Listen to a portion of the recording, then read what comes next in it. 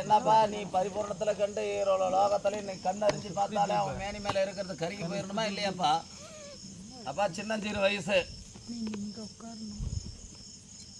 நாலு என்னன்னு தெரியாத வயசு பையனுக்கு அவனை இப்படி ஒரு பூலோகத்துல ஒரு ஜீவரசி இப்படி போட்டு ஆட்டுதுன்னா நீ பார்த்துட்டு சும்மா இருக்கலாமாப்பா? யாருப்பா அது? ஆமா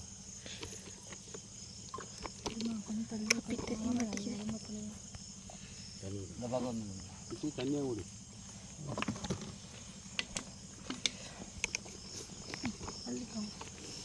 குடும்பத்தில் இருக்கிற சிக்கல் எல்லாம் பரிபூர்ணமாக விலைக்கு கொடுக்குறான்.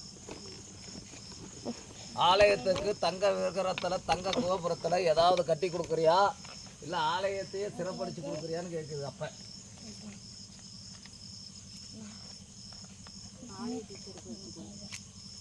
ஆலயத்தை சிறப்படிச்சு கொடுக்குறீங்களா?